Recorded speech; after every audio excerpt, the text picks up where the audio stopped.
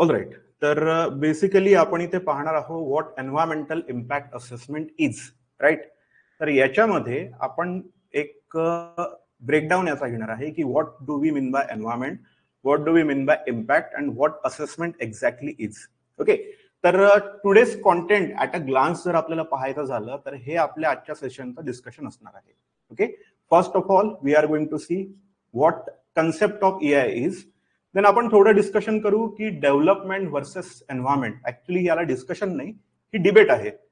ही खूप वर्षापासून चालत आलेली डिबेट आहे, whether we should go for development और whether we should care for environment. Then examples बघू आपण, ज्याच्यामध्ये आपण पाहणार आहोत की डेव्हलपमेंट वर्सेस एन्व्हायरमेंट याचे एक्झाम्पल्स काय असायला पाहिजे. Then we will look at definition wise, म्हणजे टेक्निकली त्याला डिफाईन कसं करायचं आहे, त्यानंतर त्याचे टाइप्स काय आहेत, ओके, या गोष्टी. Then by purpose and by core values EI ला आपण कसं डिफाईन करायचं आहे हे बघू. देन EI कुठनं आलं, ही टर्म कुठून आली, त्यानंतर आपण इम्पॅक्ट आणि असेसमेंट या गोष्टी का आणल्या, why we got introduce, why this world got introduce with this concept of EI हे पाहणार आहोत. आणि जाता जाता म्हणजे सेशन आपण बंद करता करता एक पाहू की एक्झाम मध्ये अल्टिमेट आपला एम काय आहे की एक्झाम मध्ये येणाऱ्या EI शी रिलेटेड MCQला आपल्याला सॉल्व्ह करायचं आहे. In that case, what we will do, we will look at some sample PYQ. Previous year questions आहेत, स्टेट टाउन प्लॅनिंग एक्झाम मधले आपण एक्झॅक्टली त्यांचे स्नॅपर्स टाकलेले आहेत. ते क्वेश्चन पाहिल्यानंतर आपल्याला पुढे काय शिकायचं आणि शिकताना नेमकं फोकस कुठे करायचं आहे हे सगळं आपल्याला पाहायचं आहे. ऑलराईट. तर हे आजचं कॉन्टेंट आहे. एकदम हे सगळं पाहून काही टेन्शन घ्यायची गरज नाहीये. वन बाय वन आपण या गोष्टींना ब्रेकडाऊन करत जाऊ, त्यांना स्प्लिट करून समजावून घेऊ. सो जसं आपण बोललो होतो की आपल्याला टर्म्सला ब्रेकडाऊन करायचं आहे, तर आपण काय केलं इथे सरळ सरळ एन्व्हायरमेंटल इम्पॅक्ट असेसमेंट. याच्यामध्ये एन्व्हायरमेंट काय आहे, इम्पॅक्ट म्हणजे काय असतं, देन असेसमेंट म्हणजे काय. ऑलराईट. चला वन बाय वन ह्या तिन्ही टर्म आपण काय करू समजावून घेऊ. See, whenever we say environment is there, तर त्याचे कंपोनेंट्स असतात. एक कंपोनेंट आहे, जसं आपण आहे ना शाळेमध्ये भूगोलात शिकलो होतो त्याच्या वेगळं काहीच नाहीये. EVS जे आपण शिकलो होतो तसंच काहीतरी हा एन्व्हायरमेंटचा आपल्याला कन्सेप्ट समजून घ्यायचा आहे. Environment is made up of what, atmosphere, then hydrosphere असतं. ऍटमॉस्फिअर म्हणजे काय, सरळ सरळ आपण त्याला कन्वर्ट केलं, ट्रान्सलेट केलं मराठीमध्ये म्हणजे काय, वातावरण. Then we are having hydrosphere म्हणजे जलावरण. Then lithosphere is there. Lithosphere म्हणजे जेवढं पण मॅन्टल आहे अर्थचं, अर्थची जी क्रस्ट आहे, it is nothing but lithosphere. And then comes biosphere. Biosphere म्हणजे काय, जितके पण लिव्हिंग बिईंग्स आहेत, including us to the scale of bacteria पासून ब्लू व्हेल पर्यंत जितके पण लिव्हिंग बिईंग्स असतील ते सगळे कशामध्ये येतात, बायोस्फिअर मध्ये. ओके. तर एन्व्हायरमेंटल इम्पॅक्ट असेसमेंट मधला एक पार्ट आपण समजावून घेतला, त्याला आपण काय बोललो, त्याचा एन्व्हायरमेंट म्हणजे काय असतं. देन लेट सी इम्पॅक्ट म्हणजे काय. एकदम बेसिकली आपण पाहू इम्पॅक्ट म्हणजे एखाद्या गोष्टीचा आपल्यावर इम्पॅक्ट येतोय, किंवा एखादा मूव्ही पाहून येतो त्याचा इम्पॅक्ट येतोय, कुणी एखाद्या मोटिवेशनल स्पीकरने काय घेतलं, लेक्चर घेतलं, तर त्याचा काय येतो आपल्याला इम्पॅक्ट. ओके. नाऊ या सिम्बॉलकडे बघितल्यावर काय लक्षात येतं की इम्पॅक्ट नेसेसरीली चांगलाच असेल असं नाही. Impact it is never meant to be in a positive sense. प्रत्येक वेळेस तो चांगला असेलच, गुड असेल, गुड सेंस मध्ये असेल असं नाही. Impact can be negative also. Okay. कुछ गलत चीजों को देख के गलत इम्पॅक्ट आता है. आपण खूपदा बोलतो हे चुकीचा प्रभाव आला. इव्हन बाय डिक्शनरी पण तुम्ही पाहिलं तर परिणाम किंवा प्रभाव असं याचं काय मिनिंग आहे. Okay. Impact refers to effect or influence. कोणत्याही गोष्टीचा परिणाम होतो एका गोष्टीवर तर दुसऱ्या गोष्टीवर. ओके. कशामुळे, एखादी आपण ऍक्शन कॅरी आउट केली, इम्पॅक्ट डायरेक्टली येत नाही. इम्पॅक्ट ही कशी गोष्ट आहे, it comes after something happens. काहीतरी होतं त्यानंतरच काय येतोय, इम्पॅक्ट येतोय. ऑलराईट. इम्पॅक्ट कळलं असेल सगळ्यांना की कोणतीही गोष्ट, एखादी घटना होते किंवा एखादी ऍक्टिव्हिटी होते किंवा एखादा इव्हेंट होतो, त्या गोष्टीचा काय येतो, इम्पॅक्ट येतो. तो कशावर येतो, कशावर येऊ शकतो किंवा त्याचा स्कोप काय असतो. Okay. Consequence of action, event or decision. Okay. जसा एखादा निर्णय घेतला तर त्याचा लोकांवर, जसं गव्हर्नमेंटमध्ये एखादं डिसिजन घेतलं तर कॉमन पब्लिकवर काय येतो, त्याचा इफेक्ट येतो. जसं टॅक्समध्ये, टॅक्स जे रेजिम्स आहेत त्याच्यामध्ये काही चेंज केले फायनान्स मिनिस्टरने, त्याचा काय येतो, आपल्यावर इम्पॅक्ट येतो. काही लोकांसाठी तो पॉझिटिव्ह असतो, काही लोकांसाठी तो काय असणार आहे, निगेटिव्ह असणार आहे. ओके. तर इम्पॅक्ट क्लिअर झालेलं असेल आय गेस. आणि आता पाहू आपण असेसमेंट म्हणजे काय. तुम्ही एक्झॅक्टली हे लेक्चर पाहत आहात, याच्यामधनं काहीतरी शिकायचा प्रयत्न करत आहात. ओके, तर हे पुढे तुम्हाला एक एक्झाम द्यायची आहे. ती एक्झाम म्हणजेच काय असणार आहे? It is nothing but assessment. Okay, त्या गोष्टीचं पूर्ण परीक्षण करणे अँड रिपोर्टिंग समथिंग, या गोष्टीला आपण काय बोलतो? It is nothing but assessment. Okay, तर असेसमेंटला आपण टेक्निकली वाचलं तर जे स्लाइडवर आपल्याला दिसत आहे, it is systematic process for evaluating potential effect or outcomes of a planned action or decision.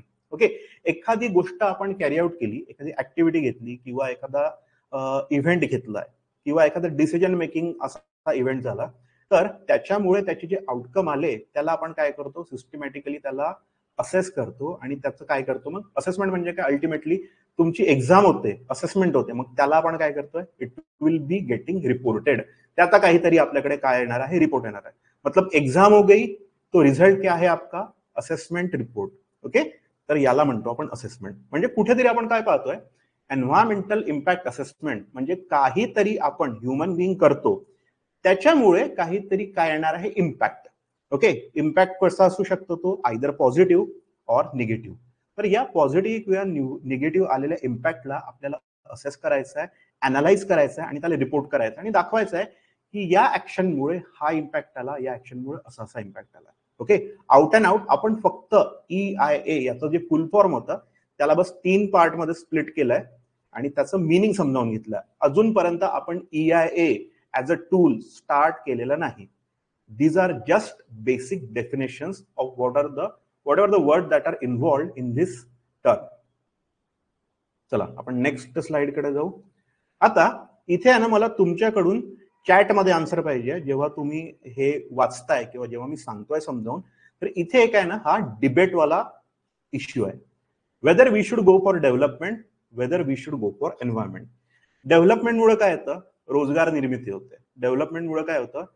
Human लाईफची G quality आहे, सगळ्या गोष्टी अवेलेबल होतात. ओके, बाय डेव्हलपमेंट आता आपण एकदम 2 मिनिट ग्रॉसरी ॲप आणि या इतक्या गोष्टींपर्यंत पोहोचलो, स्पेसमध्ये गेलेलो आहे, सगळ्या गोष्टी आपण एक्सप्लोर करतो आहे. तर याला आपण काय म्हणतो? डेव्हलपमेंट. दिस डायरेक्शन्स, या डेव्हलपमेंटच्या डायरेक्शन कशाकडे असतात? It provides employment, is of living म्हणजे राहणीमान जे आहे आपलं त्याच्यामध्ये सुधार येतो. इकॉनॉमिकल बूस्ट, कोणतीही गोष्ट आपण जेव्हा डेव्हलपमेंट म्हणतो तर डेव्हलपमेंटच्या ज्या मिरर इमेजेस आहेत ना, त्या या आहेत. कोणत्या? रोजगार निर्मिती होणे, त्यानंतर राहणीमान सुधारणे, कम्फर्ट जास्ती येतो. ज्या गोष्टी आपल्याला आधी जाऊन आणाव्या लागत होतात त्या डोर स्टेपवर येतात. ज्या गोष्टींसाठी वेळ लागत होता तो वेळ काय झालाय? कर्टेल झालाय, कुठेतरी कमी झालाय. देन इकॉनॉमिकल बूस्ट म्हणजे काय? की तिथे इकॉनॉमी बूस्ट होते आणि त्याच्यामुळे जे परकीय चलन किंवा या सगळ्या ज्या गोष्टी आहेत, इकॉनॉमी बूस्ट होणे म्हणजे काय? आउट अँड आउट पैसे काय होतात? हे फायनान्सेस फिरत राहतात आणि याचा फायदा सगळ्यांना होतो. सगळ्यांना इन द सेन्स ऍक्च्युली फक्त आपल्याला. डेव्हलपमेंट जेव्हाही माणूस करणार तेव्हा कुठेतरी फायदा फक्त माणसाला होणार आहे. सगळा इम्पॅक्ट कुठे येतो? त्याचा एन्व्हायरमेंटवर. Now if we do not go for development, फक्त आपण एन्व्हायरमेंट कडेच गेलो, तर एन्व्हायरमेंट कडे लक्ष दिलं किंवा एन्व्हायरमेंटला जपलं, आपलं जे पर्यावरण आहे त्याची आपण केअर केली, then it will be ensuring good health. It will be ensuring conservation of all these aspects. हवा आहे शुद्ध, पाणी आहे, जमीन आहे, या सगळ्या गोष्टींचं काय होणार आहे? कन्झर्वेशन आहे. ऑब्व्हियसली बायोडायव्हर्सिटी आणि फ्लोरा फॉना या सगळ्या ज्या गोष्टी आहेत त्या काय होणार आहे? कन्झर्व होणार आहे. Harmony. Okay, it will be creating balance between all the elements and human being आणि बाकीचे जे एलिमेंट्स आहेत त्याच्यामध्ये काय येतं? बॅलन्स येतं. नाउ माय क्वेश्चन इज, जे तुम्ही चॅटमध्ये आन्सर सांगायचं आहे, whether we should focus on development और whether we should focus on development की एन्व्हायरमेंट. हा जो डिबेट आहे, डेव्हलपमेंट कडेच लक्ष द्यायला पाहिजे की एन्व्हायरमेंट कडे लक्ष द्यायला पाहिजे? चला चॅटमध्ये आन्सर सांगा.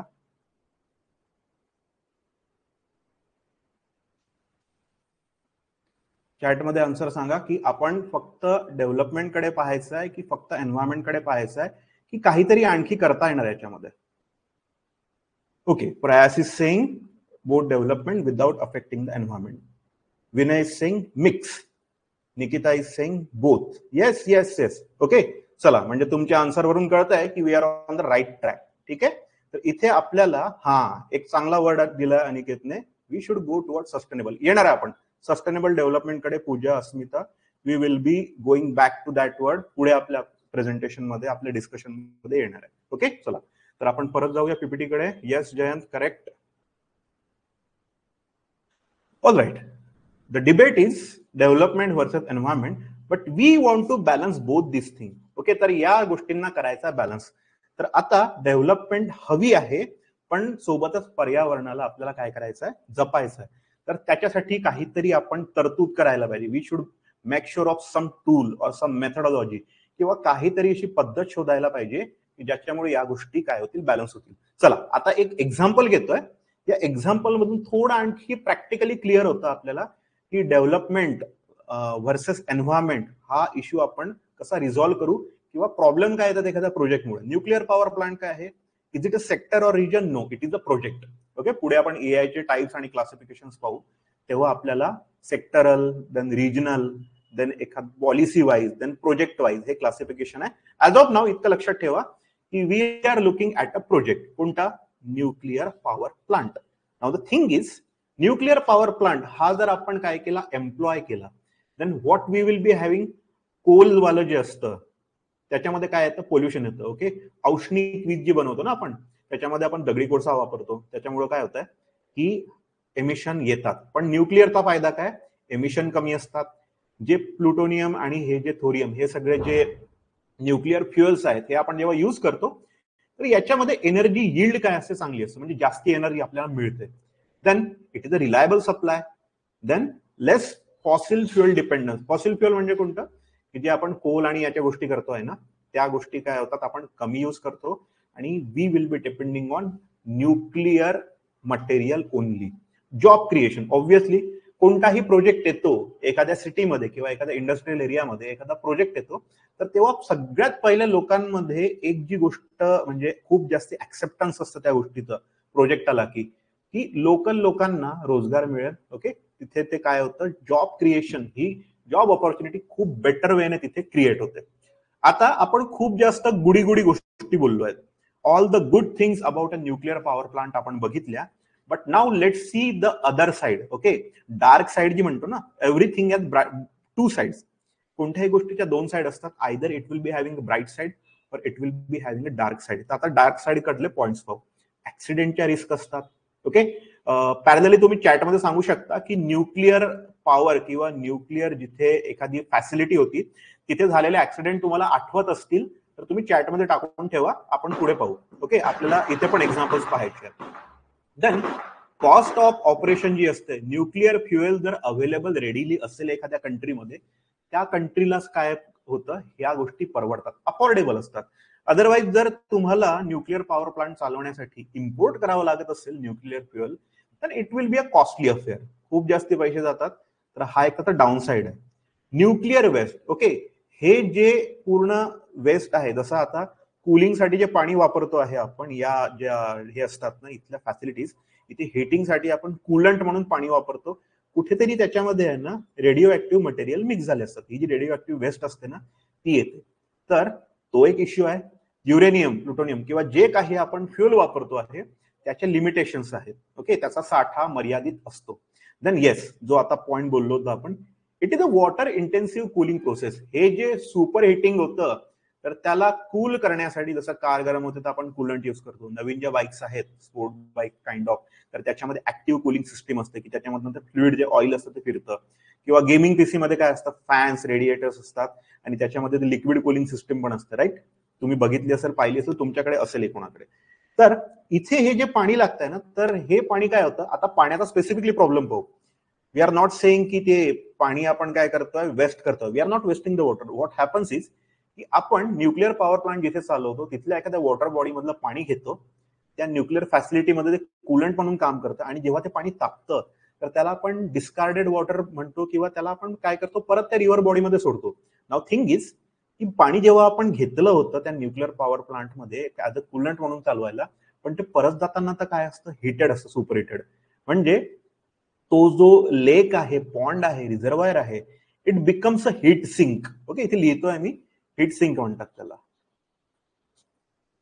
It will become a heat sink. आणि त्याच्यामुळे काय होतं की तिथला जो फ्लोरा फॉना आहे ॲक्वॅटिक, तो टोटली डिस्टर्ब होतो किंवा तो डेड लेक बनून जातो. त्याच्यामध्ये जो डिझॉल्ड ऑक्सिजन आहे तो पण निघून जाणार. हे सगळे प्रॉब्लेम्स आहेत न्यूक्लिअर पॉवर प्लांटमध्ये, हे सगळे इश्यूज आहेत.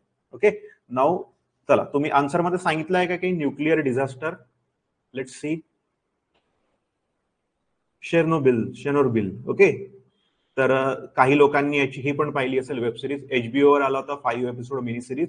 तर त्याच्यामध्ये शेर्नोबिलचा जो डिझास्टर होता तो कसा झाला, कोणत्या ते रिएक्टर होतं, एझेड जे कंट्रोलर होतं ते युज केलं, ह्या सगळ्या गोष्टी तुम्ही पाहिल्या असतील. बट ऍज ऑफ नाऊ ही एक मोठी ट्रॅजेडी झाली होती. तर या टाईपचे ऍक्सिडेंट होतात. ओके, आपल्या एक्झाम्पल मध्ये पण आहे पुढे. सी, फुकुशिमा न्यूक्लिअर डिझास्टर झाला होता. त्याच्यामुळे काय झालं की तिथे खूप दिवसापर्यंत रेडिओ ऍक्टिव्ह एक्सपोजर आला होता तिथल्या लोकांना. तुम्ही जे एक्झाम्पल सांगितलं it is world famous example. 1986 मध्ये काय झालं होतं की इथे त्यांना एक टेस्ट रन करायची होती. त्या टेस्ट रन मध्ये त्यांनी त्या पॉवर ज्या होत्या, म्हणजे ज्या इंटेन्सिटीने ती इलेक्ट्रिसिटी बनायला पाहिजे किंवा जी एनर्जी तिथे हे व्हायला पाहिजे, क्रिएट कन्वर्ट व्हायला पाहिजे, तर त्यांचे काही कॅल्क्युलेशन चुकले and it went into a disaster mode.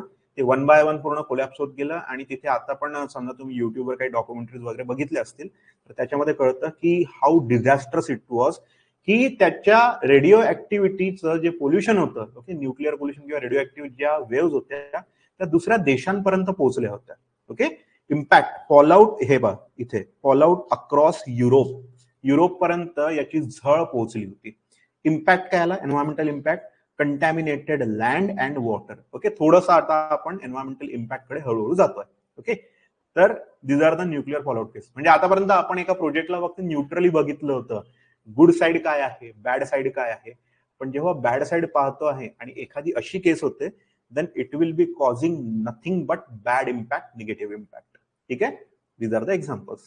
Now again we are back to our discussion whether we should go for development, whether we should care for environment. Okay, caring for the environment and going for development हा issue आहे किंवा हा debatable part आहे. तर याला सोडवायचं कसं? आताच तुम्ही काय बोलले चॅटमध्ये, तुम्ही सगळ्यांनी आन्सर दिले, छान आन्सर दिले. We should go for both, we should aim for sustainable development. तर आता ही प्रोजेक्टसाठी अलाउन्स देताना, प्रोजेक्टसाठी आपण काय करतोय, ग्रीन सिग्नल देतोय, थम्सअप देतोय. तर तेव्हा कोण असं असेल किंवा काय ती एंटिटी किंवा कोणती ती एजन्सी असेल किंवा कोणतं ते टूल असेल जे हे सांगेल yes development should be there but not at the cost of environment. Development असायलाच पाहिजे पण एन्व्हायरमेंट कुठेच अफेक्ट व्हायला नको, किंवा ऍटलिस्ट त्याचा जो इम्पॅक्ट आहे तो तितकासा निगेटिव्ह नको, किंवा त्या इम्पॅक्टला कर्ब डाऊन कसं करता येईल, म्हणजे कमी कसं करता येईल, त्याला टाळता कसं येईल, किंवा दुसरा काही ऑप्शन आहे का त्या प्रोजेक्टच्या जागेसाठी किंवा त्याच्यातल्या प्रोसेससाठी ऑप्शन आहे का, ही गोष्ट कोण सांगतं? It will be told by what? Environmental impact assessment, ज्याला आपण काय म्हणतो शॉर्टमध्ये EIA. EIA is the tool that will always aim at balancing development and environment. म्हणजे कोणताही जेव्हा प्रोजेक्ट येतो आहे then it will be going through the process of EIA. It will be looking की किती परिणाम होतोय, कसा परिणाम होतोय, कोणत्या एन्व्हायरमेंटच्या फॅक्टरवर परिणाम होतोय. ओके, तर फक्त एन्व्हायरमेंटवर परिणाम नको व्हायला म्हणून आपण डेव्हलपमेंट थांबवून द्यायचे का नाही. We will be going for development also and we will be caring for environment also. आणि या गोष्टीला मेक शुअर करण्यासाठी आपल्याकडे कोण आहे? What tool do we have? EIA, environmental impact assessment. Means development करो, बिल्कुल करो, लेकिन साथ साथ हमको क्या देखना है? We should go for sustainable development that will take care of environmental aspect also. म्हणजे जे आपण पाहिलं ना, बायोस्फिअर होतं, लिथोस्फिअर होतं, त्यानंतर हायड्रोस्फिअर होतं, ऍटमॉस्फिअर होतं. ओके, चला, officially we have landed on the definition of EIA. Okay, आता EIA म्हणजे काय एकदा रीड आउट करून घ्या. Environmental impact assessment is a process of identifying, ओळखणे, प्रेडिक्टिंग म्हणजे काय करणे, त्याचा हे करणे म्हणजे whether it will be happening or not. Okay, prediction देणे, इव्हॅल्युएटिंग म्हणजे त्याचं कॅल्क्युलेशन करायचं आहे, त्याचं मोजमाप करायचं आहे, आणि मिटिगेटिंग म्हणजे ते कमी कसं करता येईल. ओके, ओळखलेलं आहे आपण, त्या गोष्टीला कमी कसं करता येईल, या सगळ्या गोष्टी.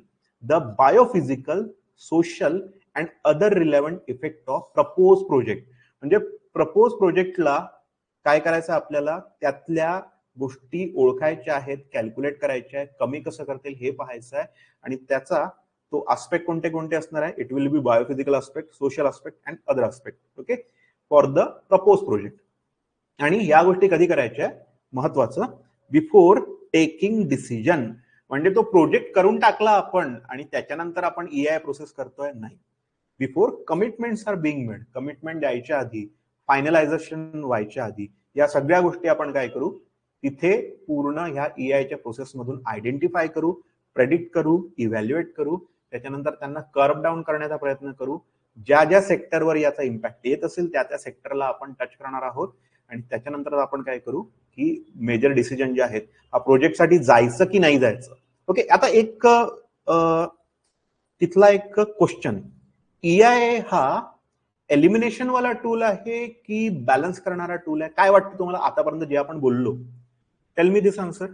What do you think? EIA हा एलिमिनेशन टूल आहे की बॅलन्सिंग टूल आहे? काय वाटतं तुम्हाला आतापर्यंत आपलं EIA बद्दलचं डिस्कशन आपण घेतलं? What do you think of this? Yes Devayani, correct. It is a balancing tool. EIA चा जो आपण शोध लावला, ह्युमन बिईंगने हे टूल डेव्हलप केलं, it is not aimed at eliminating. हा प्रोजेक्ट अजिबात नको. तसं जर आपण पाहिलं, EIA जर एलिमिनेटिंग टूल असता ना, तर कधीच आपण कोणता प्रोजेक्ट बघितलाच नसता. EIA is something that will be saying की okay, project is there, development will be there, सगळ्या गोष्टी व्यवस्थित आहेत, but on the other hand आपल्याला एन्व्हायरमेंटला पण केअर करायचं आहे आणि त्याला पण काय करायचं आहे, तिथे बॅलन्स करायचं आहे, या दोन्ही गोष्टींना बॅलन्स करायचं आहे. Okay, let's go back to, yes बरोबर आहे, बॅलन्स अप्रोच आहे, बॅलन्सिंग टूल आहे. Now let's go back to slide. तर EIA ला थोडंसं आणखी पाहू. EIA is a tool for decision making. निर्णय घेण्यासाठीचं हे एक टूल है. यहाँ पे क्या करेंगे, EIA को अडॉप्ट करके हम it will be easy for us to decide whether whatever project related aspects are there. त्या प्रोजेक्टचं लोकेशन काय आहे, त्या प्रोजेक्टमधून येणारं जे पोल्युशन काय आहे, त्याला कर्व करता येतं का, कंट्रोल करता येतं का, कमी करता येतं का, काही अल्टरनेटिव्ह आहेत का. तर या सगळ्या गोष्टींचं डिसिजन मेकिंग टूल कोण आहे, EIA. म्हणजे एक साइडने डेव्हलपमेंट, एक साइडने एन्व्हायरमेंट, आणि दोघांना घेऊन चालणारा the bridging element here is EIA. Okay, environmental impact assessment is the process, is the tool that will be used for decision making to find out the best possible alternative. See, म्हणजे प्रत्येक वेळेस जो project propose झालाय तो जसा ठरला होता तसाच जायला पाहिजे असंही EIA म्हणत नाही. If we have some alternative, तर त्या केसमध्ये आपण अल्टरनेटिव्ह पण पाहू. फॉर एक्झाम्पल, डॅमची एखादी साईट आहे आणि तिथे तो रिझर्व्ड बायोस्फिअर आहे. ओके, डॅमची साईट आपण फायनल करतो, समजा टेक्निकल पॉइंट ऑफ व्ह्यूने पाहिला, जसं सिव्हिल इंजिनिअरिंग मध्ये आपण पाहतो की डॅम साईट फायनलायझेशन किंवा फॅक्टर्स अफेक्टिंग डॅम साईट, हे तर झालं इंजिनिअरिंग किंवा technical point of view. But when we look at the same thing from environmental impact assessment point of view किंवा सरळ सरळ इकोलॉजिकल एन्व्हायरमेंटल पॉइंट ऑफ व्ह्यूने जेव्हा आपण त्या डॅमला पाहतोय, तर तिथे जर एखादी स्पीशीज असली जी on the verge of extinction आहे, अशा झोनमध्ये आपण देणार आहे का त्या डॅमला परमिशन? नो. देन जे टेक्निकल पॉइंट ऑफ व्ह्यूने पॉसिबल साईट्स आपण शोधलेल्या होत्या, त्या आपण कोणत्या चष्म्याने पाहायच्या, परत एन्व्हायरमेंटल पॉइंट ऑफ व्ह्यूने चेक करायचं आहे की तिथे काय इम्पॅक्ट येईल. तो इम्पॅक्ट फक्त तिथल्या फ्लोरा फॉनावर नाही, डाऊनस्ट्रीम मध्ये असलेले जे विलेज आहेत त्यांचा जो सोशल इम्पॅक्ट येईल, rehabilitation and all this thing. Okay, या सगळ्या गोष्टींचा विचार करून आपण काय करू, ठरवू की आपण त्या साईटला तिथेच जायला पाहिजे. डॅम कॅन्सल करायचा आहे का नाही, तो डॅमचा प्रोजेक्ट पूर्ण एकदम बारगळवून टाकायचा आहे का, पूर्ण त्याला रिजेक्ट करायचा आहे का नाही.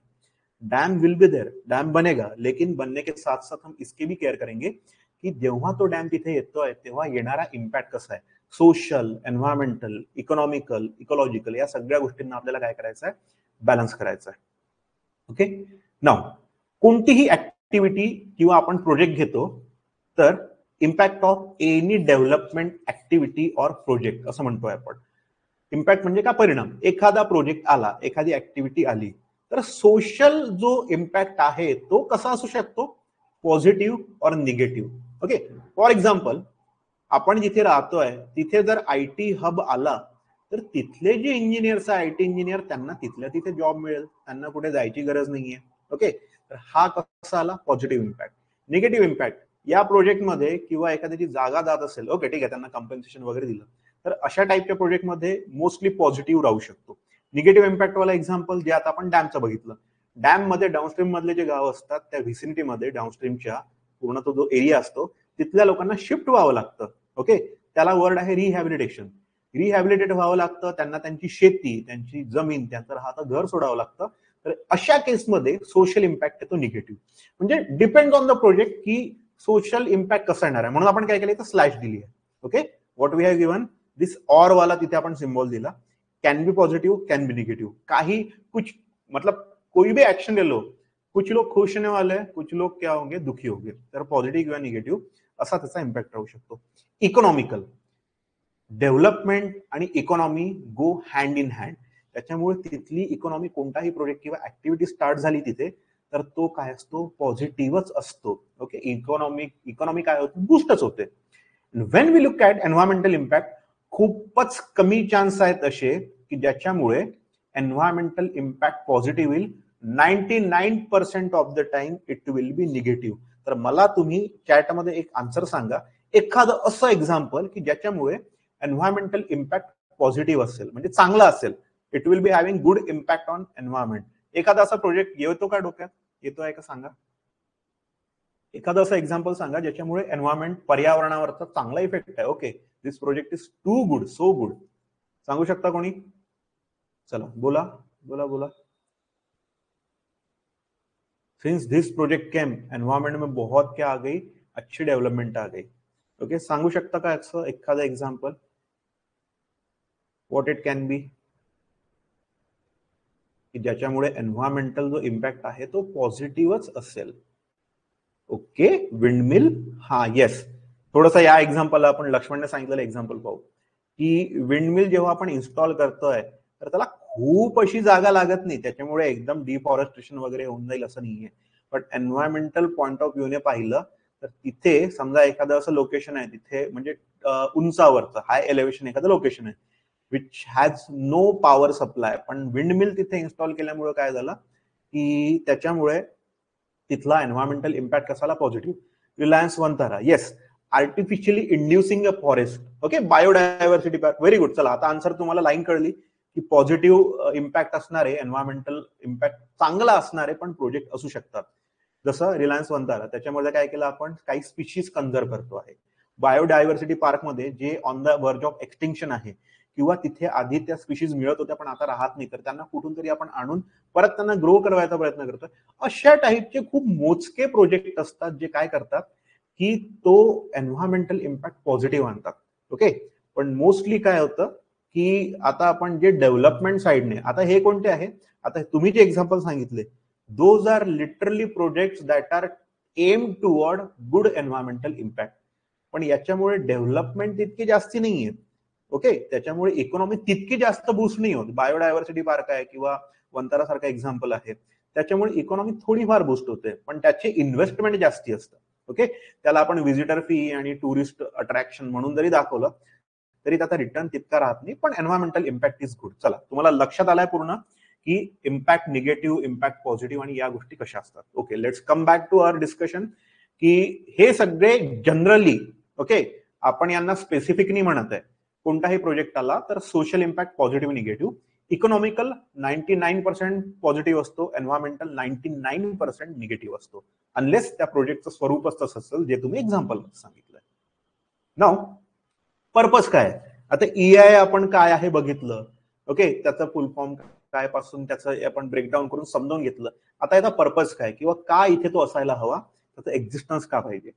First thing is it will be making easy to take decision.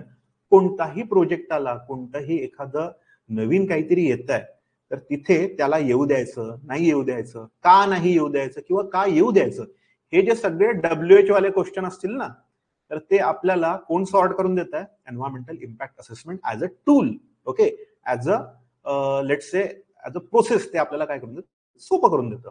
It will be aiding the development, म्हणजे त्या डेव्हलपमेंट न होणाऱ्या एरियामध्ये एखादा प्रोजेक्ट येतोय, मग त्याला लोकांचा विरोध होतोय की हा प्रोजेक्ट इथे यायलाच नाही पाहिजे, पण EIच्या प्रोसेस थ्रू आपल्याला कळतं की नाही, this can balance environment also and this can balance the development also. So it will be aiding the growth, it will be aiding the development. Then जो तुम्ही वर्ड एकदम सुरुवातीला सांगितला होता, खूप लोकांनी तुम्ही हा वर्ड सांगितला, सस्टेनेबल डेव्हलपमेंट. सस्टेनेबल डेव्हलपमेंट म्हणजे काय, एकदम शॉर्ट मध्ये कोणी सांगू शकतं का, सस्टेनेबल डेव्हलपमेंट म्हणजे काय, चॅटमध्ये सांगा पटकन. शॉर्ट मध्ये सांगू शकत असाल सांगा. What do you mean by sustainable development? We know what development is, but when we are talking about sustainable development, something being sustainable, किंवा त्याचं मीनिंग सांगितलं तरी चालेल, त्या वर्डचं मीनिंग सांगितलं तरी चालेल, किंवा सस्टेनेबल डेव्हलपमेंट काय असू शकतं. तो एक मीम येतो ना, तुम्ही एखादा इंस्टाग्राम किंवा युट्यूब शॉर्ट्सला पाहत असाल तर तेव्हा तो टीव्हीएफचा एक ऍक्टर आहे की पिघल जाने दो ग्लेशियर्स को नहीं बचाना इनको, तिथे कुठेतरी आहे ना, इव्हन त्या मीम मध्ये पण जर शोधलं तर कुठेतरी सस्टेनेबल डेव्हलपमेंट पण आपण काय करतोय त्या गोष्टीकडे पाहतोय. Then tell me what sustainable development is. चला, माहित असेल जितकं माहित असेल तितकं. ओके, विनयने सांगितलं आहे answer, meeting needs without compromising future. Yes, very good. Development without damaging environment. Yes, त्या डायरेक्शन मध्ये आहे आन्सर. सस्टेनेबल डेव्हलपमेंट म्हणजे काय की आज आपल्याला ज्या गोष्टींची गरज आहे त्या गोष्टी आपण काय करायच्या आहे, कंझ्युम करायचं आहे. Long term development. Yes, vision ठेवायचं आहे त्याच्यामध्ये, त्या डेव्हलपमेंटमध्ये पण. तर सस्टेनेबल डेव्हलपमेंटला आपण एकदम शॉर्ट मध्ये बघितलं. आज जे आपल्याला ज्या गोष्टींची गरज आहे ते आपण पण कंझ्युम करायचं आणि येणाऱ्या पिढींसाठी पण उरेल असं ठेवायचं. जसं ते आता आपण मीमवाला एक्झाम्पल म्हटलं ना, ग्लेशियर्स को पिघल जाने दो, somewhere that actor is aiming to what, global warming and all this thing. आजच्या आपल्या ज्या अर्बन प्रॅक्टिसेस आहेत आणि सगळ्या ज्या गोष्टी आहेत त्याच्यामुळे आपण एअर वॉटर पासनं सगळे जे एलिमेंट आहेत अर्थवरचे ते यूज करतो आहे आणि आपण थोडासा स्वार्थीपणा, we are being selfish here. Okay, तर असं न करता आपण काय करायला पाहिजे की त्या गोष्टी पुढच्या पिढीसाठी पण राहतील, लॉंग टर्म मध्ये त्या टिकून राहायला पाहिजे. अशा टाईपमध्ये आपल्या सगळ्या प्रॅक्टिसेस असायला पाहिजे. त्या practices along with the development हे जेव्हा आपण कंबाईन करतोय, that kind of development is called as sustainable development. Example काय, कोल बेस्ड जे आपलं काय आहे, आपण जी इलेक्ट्रिसिटी प्रोड्यूस करतोय, in place of that if we go for hydro power, if we go for wind mills, तर हे कोणत्या डायरेक्शनने जाणं झालं, development is still there. Electricity येणे is a development, but when we are talking about not using coal but using wind as a source of electricity, not exactly source, म्हणजे त्याला fuel करणार किंवा एनर्जी देणार, या सगळ्या जेव्हा गोष्टी आपण पाहतोय ना, तर त्याला आपण काय म्हणतोय, we are having sustainable development. म्हणजे आपल्याला मिळतं आहे आज तर आपण कंझ्युम करून घ्यायचं, उद्याचा विचार नाही, कशाला किस चीज के लिए कल की बात करना है असं नाही. Okay, retaining it, maintaining it, preserving it, conserving it is the sustainable development we should always aim at. Okay, तर हे एनेबल कोण करून देत आहे आपल्याला सस्टेनेबल डेव्हलपमेंट करण्यासाठी? This tool, this thing, environmental impact assessment is the thing that will be enabling sustainable development. Okay, थोडं याला डिटेलमध्ये पाहतोय आपण. डिसिजन मेकिंग साठी पूर्ण एक आपल्याला काय पाहिजे असतं, संपूर्ण परीक्षण हवं असतं, systematic examination of environmental implications of a propose action. त्या गोष्टीमुळे, त्या प्रोजेक्टमुळे, त्या ऍक्टिव्हिटीमुळे काय एन्व्हायरमेंटल इफेक्ट येणार आहेत ते आपल्याला काय करायचं, एक्झामाइन करायचं आहे. आणि एक्झामाइन झाल्यानंतर ओके, एखाद्या गोष्टीची परीक्षा झाली, मग आपल्याला काय करावं, निर्णय म्हणजे काय, decision. Okay, then we will be having the decision based on this evaluation. Evaluation किंवा हा जो डिसिजन मेकिंगचा जो पॉवर आहे ना, तो आपल्याला कोणत्या टूलने दिला, एन्व्हायरमेंटल इम्पॅक्ट असेसमेंट. EIA ने आपल्याला एनेबल केलं की हा डेव्हलपमेंट भी देखो, अल्टरनेट्स भी देखो, एन्व्हायरमेंट की भी केअर करो. हा सगळा जो डिसिजन होता ना, अल्टिमेटली त्या प्रोजेक्ट सोबत काय करायचं आहे हे आपल्याला EIA सांगतं. Then second thing was, it will be having development aid. Okay, it will be providing consideration of location, त्यानंतर त्याचं डिझाईन कसं असायला पाहिजे, एन्व्हायरमेंटल इश्यूज त्याच्यामध्ये कसे ऍड्रेस करतो आहे आपण, या सगळ्या गोष्टी युनिसन मध्ये ओके एका सोबत हे घेऊन चालणार आहे. ओके, त्याच्यामुळे what we say, it will be aiding development. Then third thing, sustainable development, ज्याच्यावर आपण एक शॉर्ट डिस्कशन घेतलं. It improve the overall quality of life. जितके पण नॅचरल रिसोर्सेस आहेत त्याच्यामध्ये सगळेच okay, right from trees are there, plants are there, air is there, water is there, soil is there, या सगळ्या गोष्टींना आपण काय करायचं आहे, एन्श्योर करायचं आहे when we are having project. तर या सगळ्या एलिमेंटवर परिणाम तितका नको व्हायला की या गोष्टी काही दिवसांनी, काही कालौघाने काय होतील, संपूनच जातील. Okay, what does it help, it helps in avoiding lasting environmental damage. Okay, environmental damage जर परमनंट डेंट आला एन्व्हायरमेंटच्या त्या बॅलन्समध्ये तर तो इररिपेरेबल होऊन जातो. बरेचशे अॅनिमल्स आपण एक्सटिंक्ट होताना पाहिलंय, बऱ्याचशा गोष्टी, जसं आता तुम्ही एकही पाहत असाल, राईट फ्रॉम ग्लोबल वॉर्मिंग आणि green house effect. Okay, global वॉर्मिंगमुळे जे काही परिणाम आहेत ते आपल्याला पाहायला मिळतात. प्रिव्हियसली जे आपण पावसाळे पाहिले असतील, किंवा तुम्ही लहान असाल किंवा मी लहान होतो, त्या काळाचे पावसाळे वेगळे होते, तेव्हाचे हिवाळे वेगळे होते. आता पाऊस एकदम स्कॅन्टी रेनफॉल झालाय. आधी पूर्ण काय राहायचा, पूर्ण पाऊस जेव्हा आहे तो सगळीकडे राहायचा. आता लिटरली एका एरियामध्ये पाऊस आहे तर दुसऱ्या एरियामध्ये पाऊस नाही. We are looking at such situation. उन्हाळ्यामध्ये काही दिवस एकदम जास्ती ऊन असतं, खूप जास्त तापतं, बाहेर निघायला कठीण होऊन जातं. आधी ह्या गोष्टी अशा नव्हत्या. ओके, तर हे since lack of sustainable development was there, हे आपणच काय करतो, पाहतोय हे सगळं डोळ्यांनी. Okay, now let's look at the core values of E I. E I as a tool आहे, आपल्याला ते वापरायचं आहे. कोणताही प्रोजेक्ट येतो तेव्हा त्या असेसमेंट मधून ह्या प्रोजेक्टला घालायचा आहे, त्याच्यानंतर बघायचं आहे की काय त्याचा इम्पॅक्ट येतो, पॉझिटिव्ह निगेटिव्ह, आणि त्याच्यावरनं सोल्युशन द्यायचं आहे की प्रोजेक्ट व्हायला पाहिजे का, कधी व्हायला पाहिजे, कुठे व्हायला पाहिजे, हे सगळं. नाउ ईआय आपण कॅरी आउट करतो तेव्हा जसं आपण म्हणतो ना की त्याच्या आतमध्ये त्याचा क्रक्स कसा असायला पाहिजे.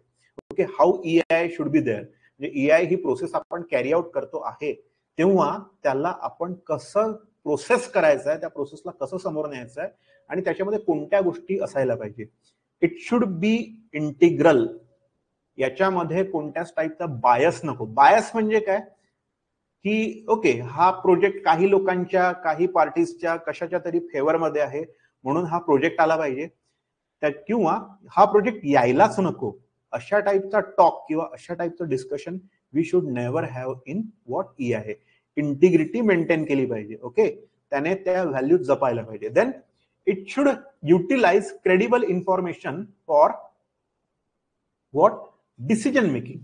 डिसिजन मेकिंग मध्ये जेव्हा काय करताय आपण, ह्या सगळा डेटा जमा करतोय की ओके, हा प्रोजेक्ट आला, याच्यामुळे काय परिणाम होणार आहे, याच्यामुळे इम्पॅक्ट काय येणार आहे, पॉझिटिव्ह येणार आहे का, निगेटिव्ह येणार आहे का, पुढे काय काय होऊ शकतं, फ्युचर प्रेडिक्शन्स या प्रोजेक्टचे काय असतील. तर ह्या सगळ्या गोष्टी करताना जो आपण डेटा जमा केला, तर याच्यामध्ये इन्फॉर्मेशन क्रेडिबल असायला पाहिजे, ट्रस्टेड सोर्स असायला पाहिजे, तरच आपण काय करू, डिसिजन मेकिंग करू शकू. जसं आपण खूपदा पाहतो, कोणीतरी काहीतरी सांगत असतं की माझ्यासोबत असं झालंय, तसं झालंय, तर आपण काय म्हणतो, look at, we should look at other side of that story.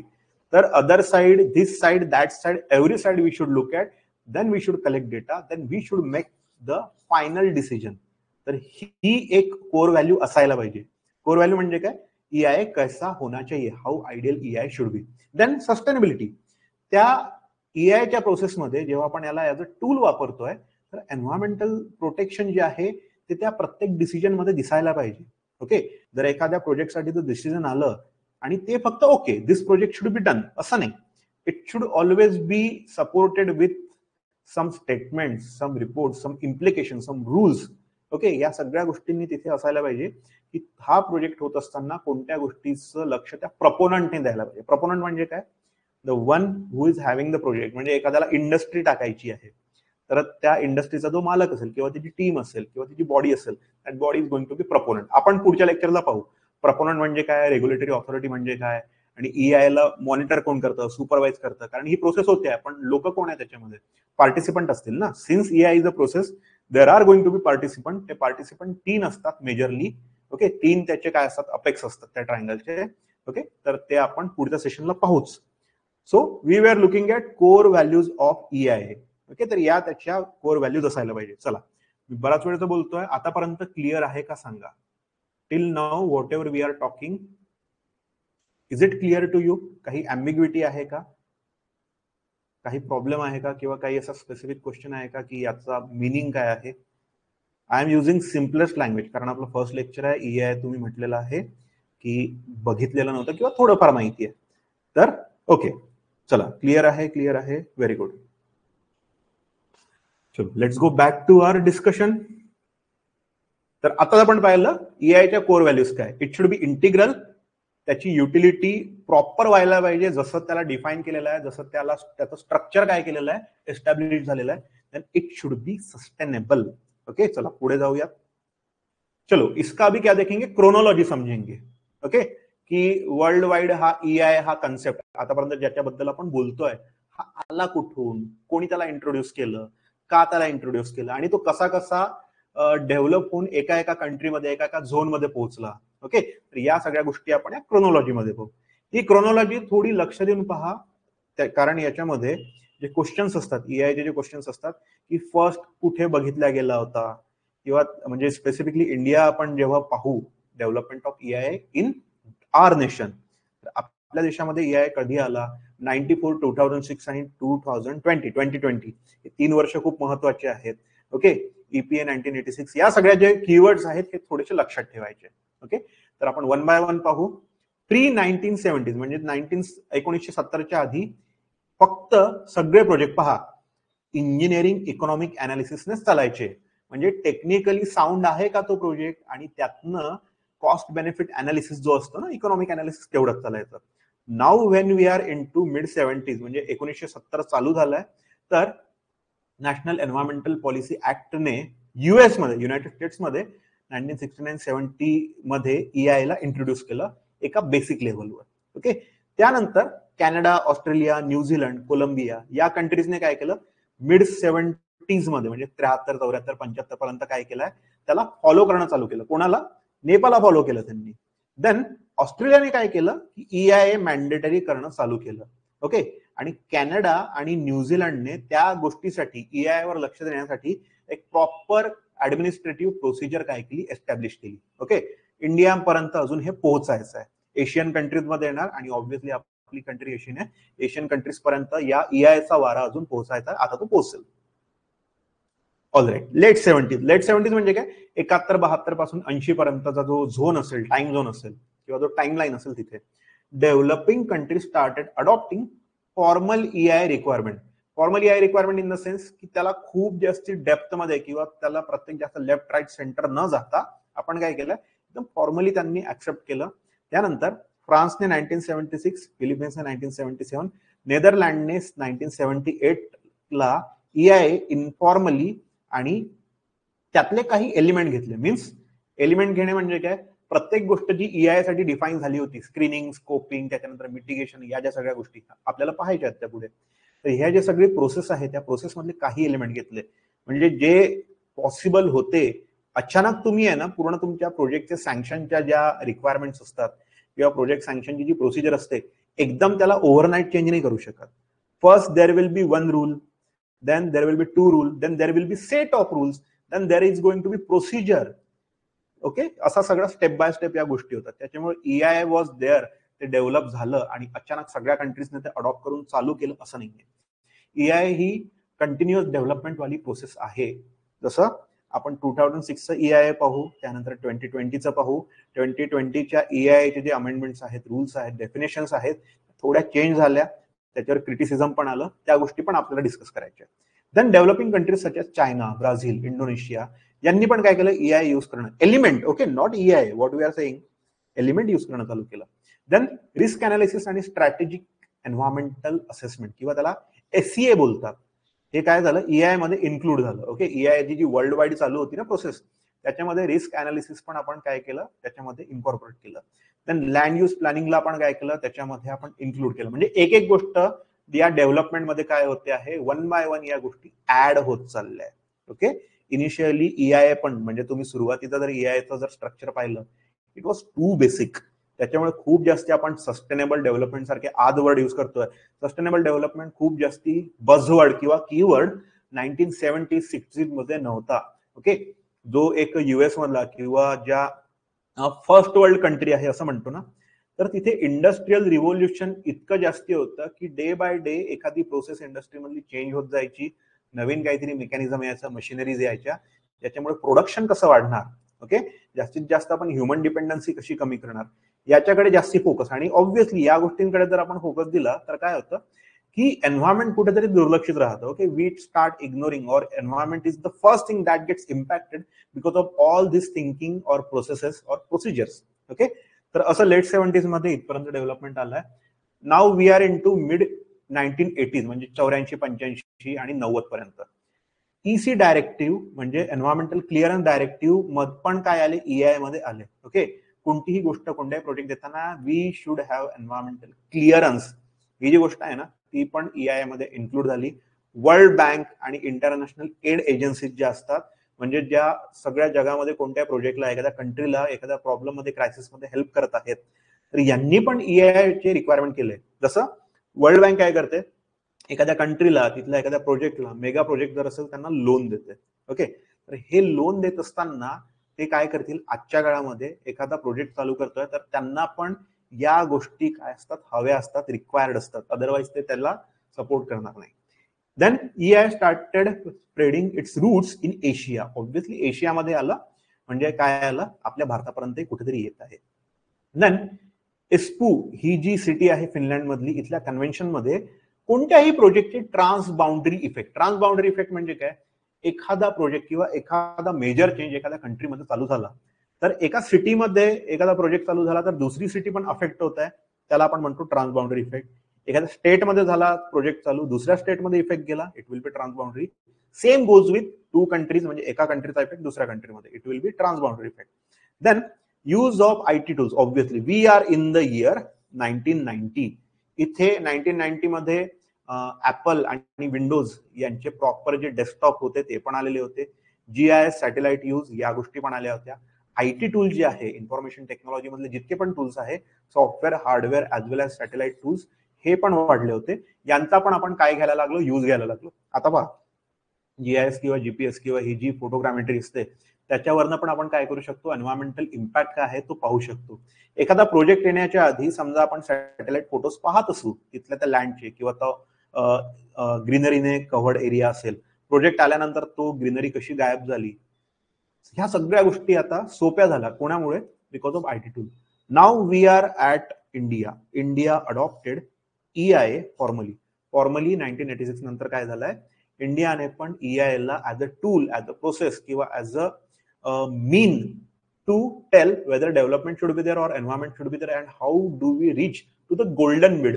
Okay, जे आपण बॅलन्स म्हणत होतो ना, त्या बॅलन्सला आणखी एक शब्द आहे, we should always reach at the golden mid, म्हणजे सुवर्ण मध्याला शब्द आहे. डेव्हलपमेंट पण टाळायची नाही आहे, एन्व्हायरमेंटला पण केअर करायचं आहे, then we should come at a golden mid. Okay, so this is timeline of EI development. See, आत्ताच आपण काहीतरी बोललो होतो की 3 वर्ष नेहमी लक्षात ठेवायचे. EIचं 1994चं नोटिफिकेशन, देन EIचं 2006 मधले जे अमेंडमेंट्स आले, ओके, लेजिस्लेशन आले, देन EIचा जो ड्राफ्ट आहे 2020चा which is facing lot of criticism, ते आपण पुढे पाहूच.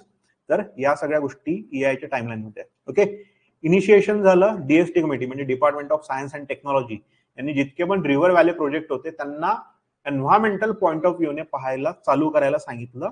त्यानंतर काय केलं, एन्व्हायरमेंटल क्लिअरन्स म्हणजे EC असल्याशिवाय, सेंट्रल गव्हर्नमेंट कडून एन्व्हायरमेंटल क्लिअरन्स मिळाल्याशिवाय काय जायचं नाही, या प्रोजेक्टने समोर जाऊ नये किंवा जाता कामा नये, ही गोष्ट एस्टॅब्लिश झाली. त्यानंतर 1994 मध्ये ऑफिशियली आपल्याला एन्व्हायरमेंटल क्लिअरन्स आणि EI ची पूर्ण प्रोसेस, हे पूर्ण नोटिफिकेशन आलं. कशामध्ये? Under environmental protection act. Okay, then in 2006 एक प्रॉपर जे 1994 मधल्या जे रूल्स आणि रेग्युलेशन्स असतील त्यांच्यावर आणखी आपण काय केलं, प्रोग्रेशन केलं, डेव्हलपमेंट केलं, त्या सगळ्या गोष्टींना काय केलं, त्यांची लेव्हल अप केली. आणि 2006 मध्ये आपल्याला एक EIचं नोटिफिकेशन आहे. Then the latest, the one we are having in year 2020 is the EIA draft. याला अजूनही EIA ड्राफ्टच म्हणतात. Okay, so this is the timeline of EIA development in India. चला, इथपर्यंत कोणाला काही प्रॉब्लेम आतापर्यंतच क्लिअर आहे का? अब तक का क्लिअर आहे?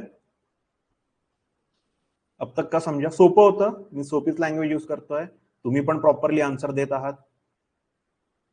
I guess it is clear till now. Yes yes yes, okay okay okay, good good good, चलो, व्हेरी गुड. आतापर्यंत क्लिअर आहे. तर आता आपण समोर जाऊया. आता काय पाहायचं आपल्याला? Type of EIA.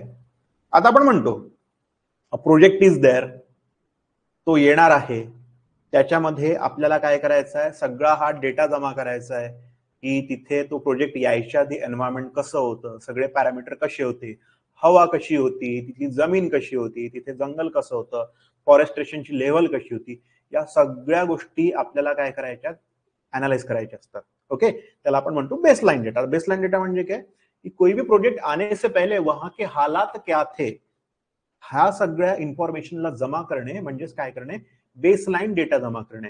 म्हणजे एखादा चेंज आल्यानंतर प्रिव्हियसली तिथे काय होतं, आपण चेंज म्हणतो, समथिंग हॅज चेंज, ही गोष्ट बदलली किंवा हा व्यक्ती बदलला. याचाच अर्थ काय की त्याचा बेसलाईन डेटा आपल्याला कुठेतरी माहित असतं ना. आपण आपले किसी दोस्त को बोलले की भाई तू बहुत बदल गया, याचा अर्थ काय त्याचा बेसलाईन डेटा आपल्याकडे होता, याचं वागणं बोलणं काय होतं हे आपल्याकडे माहित होतं.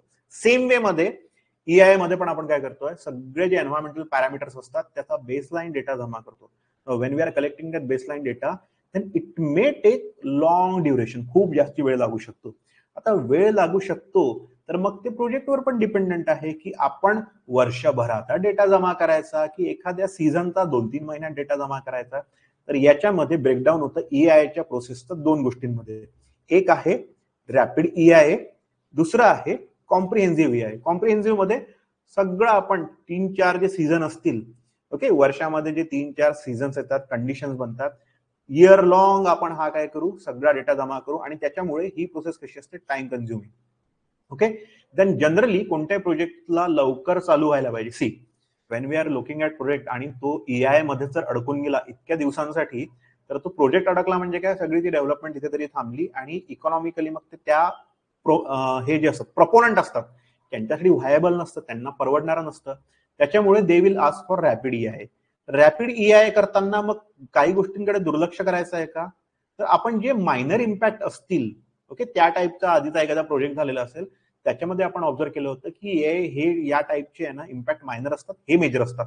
तर आपण फक्त ऍडव्हर्स जे इम्पॅक्ट आहेत मेजर त्यांनाच काय करू, त्यांना आपण पाहू आणि एका सीझन मध्ये याचा पूर्ण बेसलाईन डेटा जमा करू आणि सांगू की हा बेसलाईन डेटा आहे आणि या प्रोजेक्टचे इम्पॅक्ट या झोनवर या एलिमेंटवर एन्व्हायरमेंटला येऊ शकतात.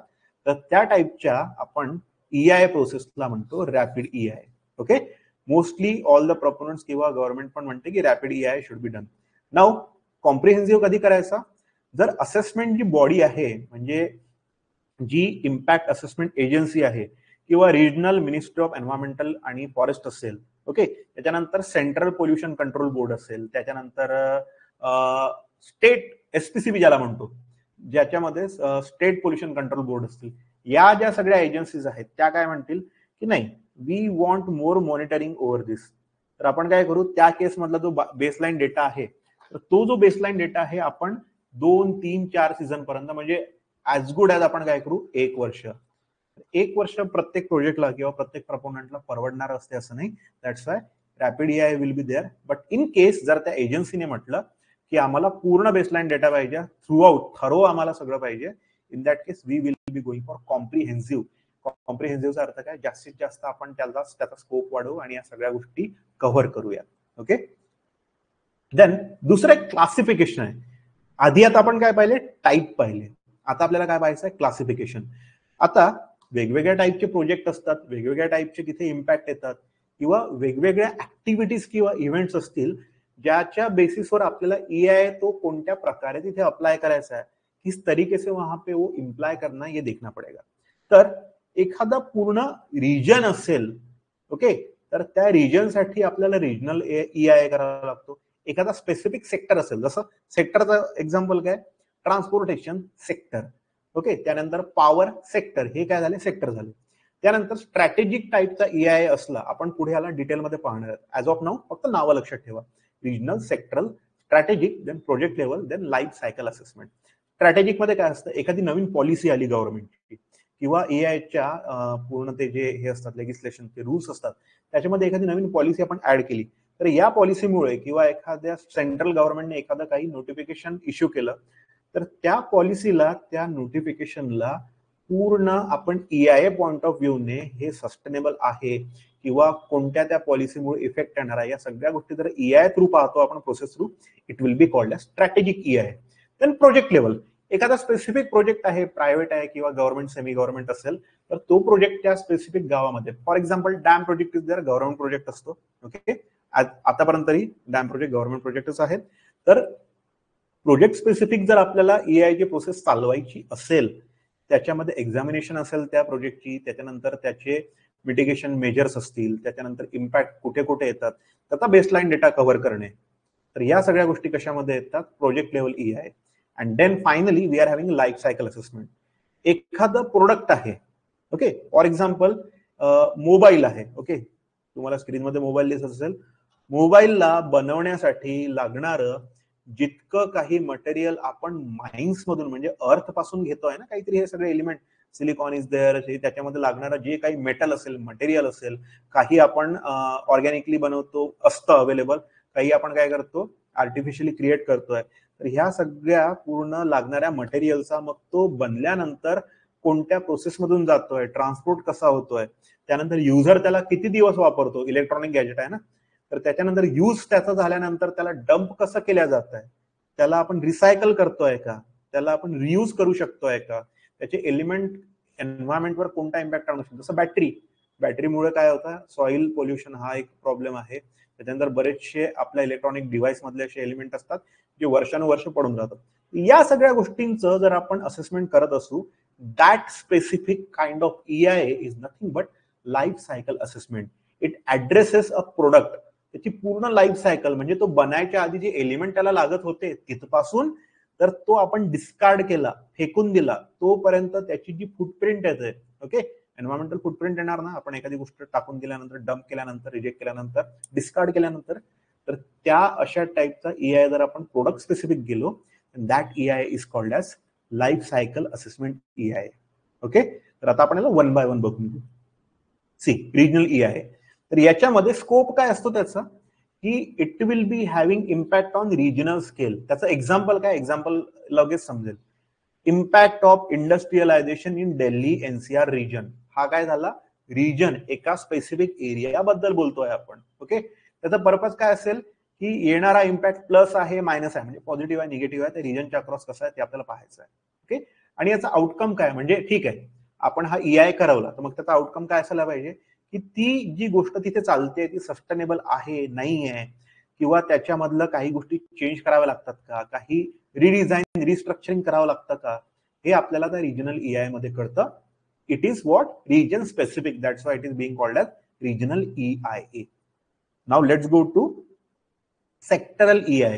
सेक्टर, जसं आपण म्हणतो की बजेट लॉन्च होतं किंवा बजेट काय होतं, त्या बजेटचं पूर्ण डिस्कशन चालतं, तर कोणत्या सेक्टरला फायदा झाला, कोणत्या सेक्टरला फायदा नाही झाला.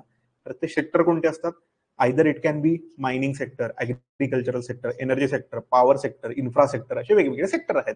तर सेक्टोरल किंवा सेक्टर वाईज जर आपण EIA कॅरी आउट केलं तर त्याला आपण काय म्हणू, it is going to be called as sectoral EIA. Okay, transportation हे काय झालं, एक सेक्टर झालं. एव्हिएशन हे काय झालं, सेक्टर झालं.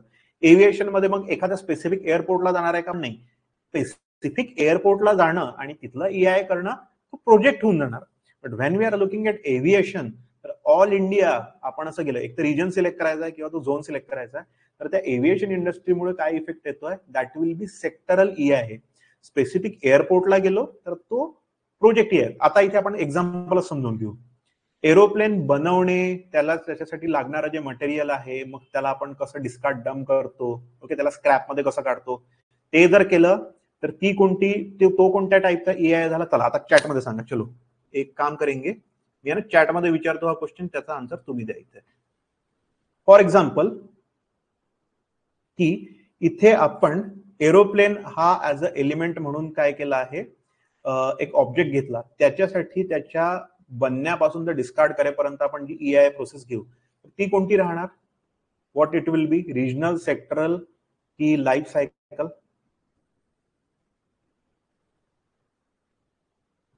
काय राहणार ते. Yes, it is going to be life cycle. Okay, हा विनय म्हणतो स्ट्रॅटेजिक एन्व्हायरमेंटल असेसमेंट, हा आपल्या उद्याच्या डिस्कशनचा पार्ट आहे. SEA we will look at it tomorrow. जे आपण सगळे हे घेतले लेजिस्लेशन आणि या सगळ्या गोष्टी, तर स्ट्रॅटेजिक एन्व्हायरमेंटल इम्पॅक्ट असेसमेंट काय असेल किंवा स्ट्रॅटेजिक एन्व्हायरमेंटल असेसमेंट काय आहे ते आपण उद्याच्या याच्यामध्ये प्रॉपर 1 बाय 1 घेऊ. ओके, हा, तर बॅक टू आवर डिस्कशन. याच्यामध्ये आपण काय केलंय की लाईफ सायकल असेसमेंट. एअरपोर्टला जर बघितलं तर तो प्रोजेक्ट होणार. ओके, त्याच्यानंतर एव्हिएशन इंडस्ट्रीला जर बघितलं that is going to be sectoral. Okay, तर आय गेस तुम्ही जे आन्सर देत आहात त्याच्यावरून तुम्हाला हे क्लिअर आहे की आपण EIA चे जे क्लासिफिकेशन आहे ते कसे असतात. Then we will be having strategic environmental assessment, SEA.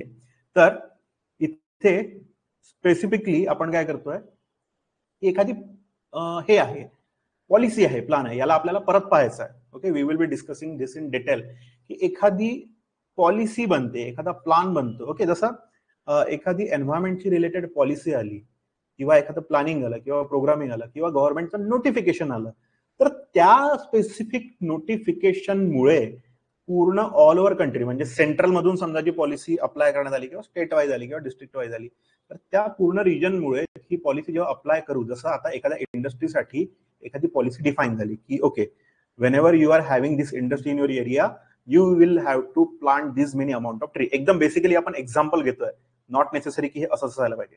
Then strategic environmental assessment काय करतं, ही पॉलिसी जनरेट झाल्यापासून ती आपण इम्प्लाय करतोय तेव्हा ती प्रॉपरली इम्प्लिमेंट होते आहे का, ही पॉलिसी इम्प्लाय होण्याच्या आधी, अप्लाय होण्याच्या आधी, तिथे युटिलिटीमध्ये येण्याच्या आधीचा काय सीन होता, आल्यानंतरचा काय सीन आहे, ही होत असताना या सगळ्या गोष्टी जे आहेत, म्हणजे जसं इम्पॅक्ट आहे, पॉझिटिव्ह आहे, निगेटिव्ह आहे, सोशल इम्पॅक्ट आहे, या सगळ्या गोष्टींचं जे आपण अनालिसिस करू, असेसमेंट करू, that will B strategic environmental assessment, ACA.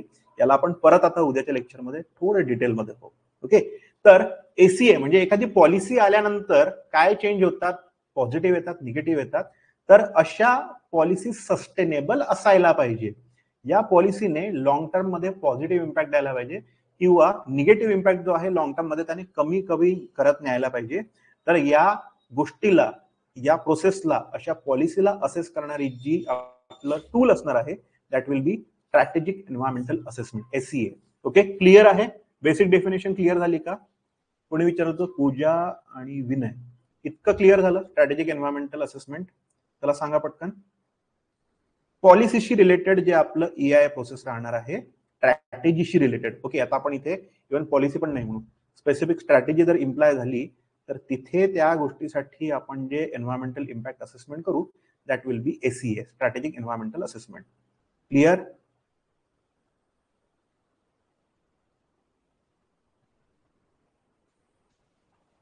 चला सांगा सांगा सांगा. ओके ओके, चलो ऑल गुड. आपण समोर जाऊया. तर दिस इज स्ट्रैटेजिक. पॉलिसी आई तो उसको हमने ईआई के पॉइंट ऑफ व्यू से कैसे देखना है, so that it become sustainable, long term मध्ये त्याचा इम्पॅक्ट व्यवस्थित यायला पाहिजे. ओके, एक्झाम्पल पहा. Assessment of national renewable energy policy. Renewable, reuse, recycle ह्या ज्या गोष्टी आहेत त्यातलं रिन्युएबल एनर्जीची जी पॉलिसी आहे, रिन्युएबल एनर्जी म्हणजे कोणती, sunlight will be there, solar energy घेणे किंवा विंड एनर्जी घेणे, या सगळ्या, टायडल एनर्जी आहे, त्याच्याशी रिलेटेड एखादी पॉलिसी गव्हर्नमेंटने इश्यू केली की हे असं असायला पाहिजे, तर त्याचा इम्पॅक्ट कसा येतोय, प्लस येतोय, मायनस येतोय. ओके, जेव्हा मी प्लस मायनस म्हणतोय ना, तेव्हा लक्षात घ्या की we are talking about positive और निगेटिव्ह. तर त्याचं असेसमेंट करणे is nothing but strategic environmental assessment, स्ट्रॅटेजीशी रिलेटेड असेसमेंट असणार. देन प्रोजेक्ट लेवल, हे सगळ्यात सोपं आहे. म्हणजे एखादा स्पेसिफिक प्रोजेक्ट येतोय, एखादी इंडस्ट्री डेव्हलप होते किंवा एखादा डॅम आहे. ओके, मोस्टली खूप वेळा आपण डॅमच म्हणू, डॅम, फॅक्टरी, हायवे, एखादा एव्हिएशन रूट आहे, एअरपोर्ट आहे, ओके, एखादा रेल्वे स्टेशन आहे. या सगळ्या गोष्टी काय असतात, हे जे आपण सिंग्युलरली सांगतोय ना, railway station, airport, bus stand, industry, okay, coal mining, हे सगळं काय आहे, एक प्रोजेक्ट असतो तो. ओके, प्रोजेक्ट लेवल ईआय मध्ये काय करतो आपण, एका प्रोजेक्टमुळे त्या आजूबाजूचा एरिया किंवा तो स्पेसिफिक एरिया कसा इम्पॅक्ट होतोय, त्या सिंगल प्रोजेक्टमुळे काय एन्व्हायरमेंटवर इफेक्ट येतो. म्हणजे airports are there, many airports are there, पण एका स्पेसिफिक सिटी मधलं जे एअरपोर्ट आहे त्याचा तिथला इफेक्ट कसा राहणार, त्या लेवलला जाऊन आपण असेसमेंट कॅरी आउट करणार. It will be nothing but project level E I. Okay, mitigation म्हणजे काय, एखाद्या गोष्टीला कमी करणे, एखाद्या गोष्टीचा, एखाद्या इंडस्ट्रीचा, एखाद्या इव्हेंट ऍक्टिव्हिटीचा इम्पॅक्ट येत असेल, तो निगेटिव्ह असेल, तर तो निगेटिव्ह इम्पॅक्ट कमी कसा करायचा, त्याच्यावर आपण काय करू शकतो की त्याच्यावर आपण तिथे सोल्युशन देऊ शकतो, प्लान देऊ शकतो, तिथे त्या पॉलिसीज बनवू शकतो, मॅनेजमेंट काय करू शकतो, मॅनेजमेंट प्लान आपण तिथे देऊ शकतो. And it will B for that project only. म्हणजे फॉर एक्झाम्पल, इथे समजा प्रोजेक्ट लेवल ईआय ला थोडंसं आणखी डिटेलमध्ये गेलो, तर नॉट नेसेसरी की एका ठिकाणची जी इंडस्ट्री आहे एका सिटी मधली, तशाच टाईपची इंडस्ट्री आपण दुसरीकडे टाकली तर त्याची ईआयची प्रोसेस किंवा त्याच्या ज्या हे असतील, आउटकम्स असतील किंवा त्याचं जे असेसमेंट असेल, सेम असेल. एक तर असते स्केल. एखादी लेट्स से टोबॅको फॅक्टरी, एकदम बेसिक एक्झाम्पल घेऊ, टोबॅको फॅक्टरी इज देअर किंवा फायरवर्क फॅक्टरी. आता दिवाळी झाली ना, तर फटाके, एखादी फटाक्याची फॅक्टरी आहे एका सिटीमध्ये, एक फटाक्याची फॅक्टरी दुसऱ्या सिटीमध्ये आहे. हा काय झाला, फटाक्याची फॅक्टरी म्हणजे सरळ एक प्रोजेक्ट. तर त्या एरियामध्ये जिथे ती एस्टॅब्लिश केल्या गेली तिथला बेसलाईन डेटा काय होता, ऑलरेडी तिथलं एन्व्हायरमेंटल खूप सेन्सिटिव्ह होतं का, नंतर ही इंडस्ट्री आल्यानंतर, हा प्रोजेक्ट आल्यानंतर काय परिणाम होऊ शकतो, ऑलरेडी तिथे वॉटर आणि या सगळ्या गोष्टींची स्कार्सिटी असली आणि असा एखादा जर प्रोजेक्ट आला ज्याच्यामध्ये खूप वॉटर कन्झम्पशन आणि या सगळ्या गोष्टी लागत आहेत, तर तिथला इम्पॅक्ट वेगळा असेल. Okay, thereby we can not always say की एक प्रोजेक्टचं असेसमेंट आपल्याकडे असं आलं, सेम कॉपी पेस्ट करून आपण काय करू दुसरीकडे पण तसं चालू. नो, एव्हरीव्हेअर जो बेसलाईन डेटा आहे, तिथलं जे वातावरण आहे, तिथल्या ज्या लेव्हल्स आहेत पोल्युशनच्या ऑलरेडी एक्झिस्टिंग, त्या सगळ्या गोष्टी वेगवेगळ्या असतील. That's why project level EIA जे असतात ते एका स्पेसिफिक प्रोजेक्टसाठी असतात. हो, रेफरन्स म्हणून आपण हे रिपोर्ट्स, EIAचे जे रिपोर्ट आहेत ते वाचू शकतो की कोणत्या गोष्टीचा प्रॉब्लेम झाला होता, किंवा पब्लिक हिअरिंग आपण बघू, पब्लिक हिअरिंग पण असतं. ओके, प्रत्येक वेळेस फक्त गव्हर्नमेंट, प्रपोनंट आणि कोण या ज्या एजन्सी आहे हे 3 लोक बैठेंगे और हो जाएगा असं नाहीये. आपलं बंद असं डेमोक्रॅटिक त्यातला काय असतो, इन्व्हॉल्वमेंट असतो. तिथल्या अफेक्ट होणाऱ्या लोकांना पण तिथे बोलून काय केलं जातं, त्यांचे सजेशन्स घेतल्या जातात किंवा त्यांच्यासमोर ह्या सगळ्या गोष्टी प्रेझेंट केल्या जातात. ओके, तर प्रोजेक्ट लेवल EIA असा असतो. Everywhere same kind of project may be different, कारण तिथल्या सर्कमस्टान्सेस, तिथल्या कंडिशन, तिथला बेसलाईन डेटा वेगळा असू शकतो. ओके, तर इथे एक वर्ड पहा, आपण काय लिहिलंय, tailored project specific plan. Tailored म्हणजे काय, त्या स्पेसिफिक एका प्रोजेक्टसाठीच आपण काय दिलेले आहेत सोल्युशन्स किंवा त्याच्यासाठी जे आपण डिसिजन केले ते त्या स्पेसिफिक प्रोजेक्टसाठी असतात. Okay, this is project level EIA. आणि जे आपण बोललो होतो लाईफ सायकल असेसमेंट किंवा LCA. LCA मध्ये काय होतं की एक स्पेसिफिक एलिमेंट असतो, एक प्रोडक्ट असेल किंवा एक स्पेसिफिक गोष्ट, वस्तू असेल, ऑब्जेक्ट असेल, तर त्याला आपण त्याच्या मेकिंगसाठी ज्या गोष्टी काय करतो आहे, माइन करतो आहे किंवा आणतो आहे, बनवतोय, फॅब्रिकेट करतोय, पासून त्याचा यूज आणि त्याचं डिस्पोजल, म्हणजे त्याची पूर्ण काय झाली, ही काय झाली, हे जे आपण बोललो आता हे काय झालं, लाईफ सायकल. या लाईफ सायकलच्या पूर्ण त्या प्रोडक्टच्या एका लाईफ सायकलला, त्या स्पेसिफिक प्रोडक्टला आपण जेव्हा असेस करतो आहे through the point of view of EIA, through the process, by using the tool of what EIA, त्याला काय म्हणतात, LCA. तर आता याचा उपयोग काय, की ते प्रोडक्ट तर बनलेलं आहे, मग त्याच्यासाठी EIA करून काय फायदा, ते इंडस्ट्री त्या प्रोजेक्टसाठी तर झालेलंच असेल ना. EIA ती जेव्हा इंडस्ट्री हे प्रोडक्ट बनवते आहे त्या प्रोजेक्टसाठी झालेलं असेल किंवा त्या झोन मध्ये झालेलं असेल, तर मग त्या रिजनचं EIA झालेलं असेल. मग त्या प्रोडक्टवर का आलो आपण, see when we are saying की एक प्रोडक्ट आहे स्पेसिफिक, तर त्याच्या उत्पत्तीपासून, म्हणजे जब से वो पैदा होता है, वो प्रोडक्ट हमने बना दिया, तब से उसका यूज और उसको डिस्पोज डंप करना, याचे पण काय येतात, फुटप्रिंट येतात, इफेक्ट येतो, इम्पॅक्ट येतो, एन्व्हायरमेंटल काय येतो, इफेक्ट येतो. जसं सिंपल, एकदम सिंपल बोलतोय आपण, एकदम साधं एक्झाम्पल घेतलं आपण, प्लास्टिक बॉटल.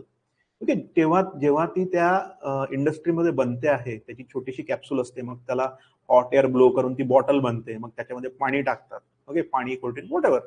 त्याच्यानंतर आपण ती यूज करतो आणि काय करतो, डंप करतो. डंप केल्यानंतर त्या प्लास्टिकचा, त्या डंप केलेल्या कचऱ्याचा काय इफेक्ट होतो एन्व्हायरमेंटवर, या सगळ्या गोष्टी आपण कशामध्ये पाहतो, LCA मध्ये पाहतो. मग या बॉटलला आपण इको फ्रेंडली करू शकतो का, याच्यावरचं जे स्टिकर आहे, त्या स्टिकरवर असलेला जो कलर आहे तो इकॉलॉजीवर किंवा एन्व्हायरमेंटवर बॅड इफेक्ट आणतो का, त्यानंतर त्याची जी कॅप आहे, ओके, त्याचं जे प्लास्टिक असतं थोडं वेगळं आहे का, किंवा त्याच्यातले कलर, पिगमेंट, हे सगळे XYZ N नंबर ऑफ जितके आपण काय लावू शकतो, कयास लावू शकतो ना, त्या सगळे हे जे पॅरामीटर्स आहेत, तर ते आपण या लाईफ सायकल असेसमेंट EIA मधून पाहू आणि हे करू. जसं आता एक हे सांगा मला, चॅटमध्ये पटकन कन्फर्म करून सांगा, सुरुवातीचे जे आहे ना मोबाईलचे जे कव्हर, किंवा कव्हर नाही, मोबाईलचं जे बॉक्स राहायचे, तर ते बॉक्स आहे ना आधी कलरफुल आणि त्याच्यावर अशी लॅमिनर राहायची, काय चेंज झालंय, त्याच्यावर काहीतरी लिहितात पण ते बॉक्सचा कलर आणि पॅकेजिंग, मार्केटिंग थोडंसं चेंज केलं त्यांनी. इव्हन तुम्ही आता टीव्ही घ्यायलाही जाल, इलेक्ट्रॉनिक आयटम, तर त्याचे जे बॉक्स आहे किंवा फ्रीजचे जे बॉक्स आहे ते थोडे चेंज झाले, and something related to environmental is printed over there. काय असतं आठवतं का? Okay Pranav, we will go back to second time. हा, जाऊ आपण परत एकदा रिव्ह्यू घेऊन घेऊ आणि मग समोर जाऊया. सांगा बरं, हे जे प्रोडक्ट पॅकेजिंग येत आहेत आजकालचे, तर त्याच्यावर तुम्हाला काहीतरी चेंज झालेला दिसतो, काही दिसतो का? मोबाईल घ्यायला गेले असेल इतक्यामध्ये, किंवा काही इलेक्ट्रॉनिक आयटम आणला असेल, तर पॅकेजिंग काहीतरी चेंज झालेलं आहे. They say something about the ink that is being use, the packaging material that is being use, त्याच्याबद्दल ते काहीतरी सांगतात. हा एक सिम्बॉल असतो. व्हॉट दे से की whatever ink that has been use to print on this packaging ते काय असतं, म्हणजे एन्व्हायरमेंटल फ्रेंडली असतं. येस, रिसायकल्ड मटेरियल असतं. त्याच्या आतमध्ये असणारं मॅक्झिमम ते जे पॅकेजिंग आहे, हा ट्रायंगल शेप आणि या सगळ्या गोष्टी त्या काय करत आहेत, हे काय झालं मग, हे प्रोडक्ट असेसमेंट झालं. सरळ सरळ एन्व्हायरमेंटल फ्रेंडली आहे असं लिहिलेलं असतं त्याच्यावर, राईट. तर हा काय झाला, लाईफ सायकल असेसमेंट केली असेल कशाची, बघा इथे फक्त आतमधल्या प्रोडक्टची नाही, इव्हन त्याच्या पॅकेजिंगची पण काय झाली आहे, लाईफ सायकल असेसमेंट मधून आपण त्याला पाहिलं, म्हणून काहीतरी पॉलिसी आली असेल, something would have been got imposed on the manufacturer, त्या कंपनीवर आलं असेल, तुम्ही इतके सगळे एक एक प्रोडक्टच्या मागे एक एक पॅकेजिंग लागतं, इतका सगळा जो सॉलिड वेस्ट आहे तो आपण काय करायला पाहिजे, रिसायकल करायला पाहिजे, किंवा कुठेतरी त्याच्यामध्ये यूज होणारी इंक आहे, सोया इंक असते, सॉय इंक असं नवीन आलेलं आहे, की जे तुम्ही काय केलं, पाण्यामध्ये टाकलं तर ते विरघळून जाणार आणि इट इज बायोडिग्रेडेबल. बायोडिग्रेडेबल त्यांनी काय केलं, पॅकेजिंग चालू केलेलं आहे. ओके, तर सेकंड टाईप विचारतोय आपण, परत एकदा आपण त्या स्लाइडवर जाऊ. ती what those types were, regional, sectoral, strategic, project level, life cycle assessment. Regional म्हणजे एका स्पेसिफिक रिजनला, एरिया, ओके, जसं महाराष्ट्र, इंडिया, हा रिजन झाला. सेक्टरल म्हणजे, सेक्टर मीन्स ती एव्हिएशन इंडस्ट्री आहे का, ती एनर्जी इंडस्ट्री आहे का, ती मायनिंग इंडस्ट्री आहे का, ती ट्रान्सपोर्टेशन इंडस्ट्री आहे का, तो काय झाला सेक्टर. स्ट्रॅटेजिक म्हणजे एखादी पॉलिसी आणली, एखादं अमेंडमेंट आणलं, एखादा रूल आणला, तर ती पॉलिसी आपण अप्लाय करताना काय त्याचा इफेक्ट येतोय पुढे हे बघणं स्ट्रॅटेजिक ई आहे. प्रोजेक्ट लेवल म्हणजे एक इंडस्ट्री, एक फॅक्टरी, एक कुछ तो भी स्टार्टअप, चला इंडस्ट्री फॅक्टरी नसेल लक्षात राहत तर कोई किसी का तो भी बडा स्टार्टअप आहे, बडे स्केल पे. ओके, म्हणजे ओलाचं एखादं स्टार्टअप आहे, त्यांनी ती तिथे प्रोजेक्ट टाकला, त्याच्यामध्ये ते काय करतायत, तिथे त्या बॅटरीज आणि या सगळ्या गोष्टी बनवत आहेत, सगळं असेंबल करत आहेत, तो काय झाला एक प्रोजेक्ट. लाईफ सायकल असेसमेंट म्हणजे एखादं छोटीशी गोष्ट, एखादं फिजिकल जे डोळ्याने तुम्हाला प्रोडक्ट दिसत आहे त्याला त्याच्या प्रोक्युरमेंट पासून यूज, त्यानंतर त्याला डंप करणे, तो रिसायकल होतोय का, ह्या सगळ्या गोष्टी पाहणे म्हणजे काय life cycle. Okay, 5 objective based classification लक्षात आले, regional, sectoral, strategic, project level आणि लाईफ सायकल. ओके, एअरपोर्टचं एक्झाम्पल लक्षात ठेवा, त्या रिजन मध्ये किती एअरपोर्ट आहेत, त्याच्यावर काय परिणाम होतोय ते तसं रिजन वाईज लक्षात ठेवा. Aviation industry is a sector. Strategic मध्ये गव्हर्नमेंटने एखादी पॉलिसी पास केली की त्यामध्ये यूज होणारं जे फ्युएल आहे एरोप्लेन मध्ये ते काय करायचं आहे, ते चेंज करायचं आहे, तुम्ही याच्यामध्ये ना इतकं इथेनॉल मिक्स काहीतरी मिक्स करून द्या. It is what, nothing but a policy, it is what a strategy. त्या स्ट्रॅटेजीचा पुढे काय परिणाम होतो, आधी काय होतो तो नंतर काय होतो ते. प्रोजेक्ट लेवल, तो एक एअरपोर्ट असेल म्हणजे तो प्रोजेक्ट असेल. लाईफ सायकल असेसमेंट मध्ये कसं लक्षात ठेवा, ते एक विमान होतं किंवा त्या विमानातली एक चेअर होती किंवा त्या चेअरचा जो बेल्ट होता, ओके, त्याचा जो क्लॅम्प असतो, तो प्रोटेक्टिव्ह बेल्ट असतो, क्लॅम्प, तर त्याचा आपण पूर्ण असेसमेंट करणे म्हणजे nothing but what life cycle assessment. I guess हे एअरपोर्ट आणि एव्हिएशन इंडस्ट्री आणि रिजन वाईज जितके पण एव्हिएशन सेक्टर, रिजन वाईज जितके पण एअरपोर्ट्स असतील, हे एक्झाम्पल असं लक्षात ठेवा. Okay, regional, sector, strategic, project level आणि लाईफ सायकल. चलो, आय गेस आपण इथपर्यंत आलो होतो. हा, तर सेशन एंड करण्याच्या आधी आपण प्रिव्हियस काही टाउन प्लॅनिंग एक्झाम मध्ये क्वेश्चन कशी विचारले जातात, म्हणजे उद्यापासून जेव्हा तुम्ही हे लेक्चर्स पाहाल तर when you are looking at this question, तर त्या क्वेश्चनच्या पॉईंट ऑफ व्ह्यूने पहा. जे पण आपण वाचतोय, जे पण आपण स्टडी करतोय, सी आतापर्यंत आपलं डिस्कशन असं होतं की EIA माहित नाही किंवा थोडंफार माहिती आहे, पूर्ण त्याचा क्रक्स काय आहे, ते का करतोय याच्यासाठी आपण पाहिलं, बेसिक्स त्याचं पाहिलं. पण आता आपण मेन मोटो काय आपला, की एक्झाम मध्ये क्वेश्चन्स कसे येतील, त्यांना कसं टॅकल करायचं आहे, त्यांना कोणत्या पॉईंट ऑफ व्ह्यूने बघायचं, किंवा EIAचं जेव्हाही तुम्ही मटेरियल वाचाल तर त्यातनं आपल्या डोळ्यांनी काय चेरी पिक करायला पाहिजे, काय पटकन उचलायला पाहिजे. See, water act is the main law use in, हा दिसत असेल तुम्हाला, छोटा आहे पण स्नॅप्स आहेत, हे ऍक्च्युअल जी टाउन प्लॅनिंगची एक्झाम होती त्यातल्या त्या एक्झामच्या क्वेश्चन पेपरच्या PDF मधले स्नॅप्स आहेत. ओके, तर स्क्रीनिंग ही जी स्टेप असते आता आपल्याला पाहायचं आहे प्रोसेस ऑफ EIA मध्ये. त्यानंतर सोशिओ इकॉनॉमिक इफेक्ट काय असतात, EIA इंट्रोड्यूस कधी झाला, कंटिंजन्सी प्लॅन म्हणजे काय, त्यानंतर एन्व्हायरमेंटलशी रिलेटेड प्रेडिक्शन म्हणजे काय. ओके, काही खूपच सोपे आहेत. सी, जर आपण माहित असलं, वाचलेलं असलं, ऐकलेलं असलं, डिस्कस केलेलं असलं तर खूप जास्त सोपं आहे. जसं पहा, प्रेडिक्शन ऑफ इम्पॅक्ट म्हणजे काय. ओके, तर या सगळ्या गोष्टी इथे आपण पाहायला मिळतात आपल्याला क्वेश्चन फॉर्मॅटमध्ये. EI काय आहे, टाइम कन्झ्युमिंग प्रोसेस आहे का, प्रिव्हेंटिव्ह प्रोसेस आहे का, त्यानंतर बेस लाईन स्टडी म्हणजे काय, एक्झिस्टिंग डेटा जो असतो त्याला आपण जमा करणे, ओके, तर त्याला आपण बेसलाईन स्टडी म्हणतो का, असे क्वेश्चन्स आहेत. तर स्केल, सेव्हिरिटी, इम्पॅक्ट आणि हे सगळं आपल्याला whether who will be deciding whether EI is required or not, proponent सांगतो का की एजन्सी सांगते, ओके. तर या सगळ्या गोष्टी कशामध्ये येतात, EIच्या जो तुमचा क्वेश्चन विचारला जाणार, 1, 2, 3 जितके पण क्वेश्चन विचारले जातील त्याच्यामध्ये या टाईपचे क्वेश्चन असतात. सो आजच्या सेशनचं आपलं डिस्कशन आपण इथेच थांबवूया. आतापर्यंत आपण जे बोललो ते क्लिअर होतं का हे चॅटमध्ये सांगा.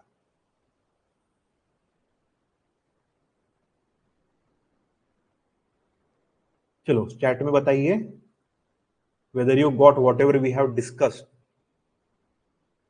Okay, Vinay Singh, yes. Okay, Vivek, Aditi. All right. So till now clear.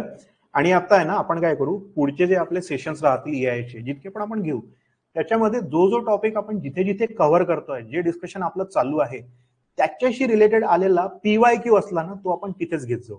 Okay, एकतर मी तुम्हाला चॅटमध्ये त्याचा आन्सर सांगायला लावणार किंवा मग आपण पोल किंवा क्विज फॉर्मॅटमध्ये जे पण इझी आहे, सोपं आहे, पटकन आपल्याला रिस्पॉन्स येणार असे आपण काय करत जाऊ, क्वेश्चन तिथल्या तिथे घेत जाऊ. मीन्स जसं आजचा जो टॉपिक होता तो ओपनिंग टॉपिक होता. ओपनिंग टॉपिकशी रिलेटेड क्वेश्चन खूप मिळत नाही एक्सेप्ट फॉर की EI इंट्रोड्यूस कधी झालं, इंडियामध्ये कधी आलं. तर या सगळ्या गोष्टी आपण काय करू, त्या त्या पॉइंटला तिथे तिथे पाहू. ओके, सो आजच्यासाठी let's call it a day. आपण उद्यापासून हे जे आपण PYQs पाहिले होते त्या त्या झोनमध्ये इन्कॉर्पोरेट करू. इम्पॅक्ट प्रेडिक्शन पासून जे सगळे क्वेश्चन होते ते सगळे आपण तिथल्या तिथे आपण काय करणार आहे, सॉल्व्ह करणार आहे. So that's it for the day. I will see you in next one. Till then take care, bye.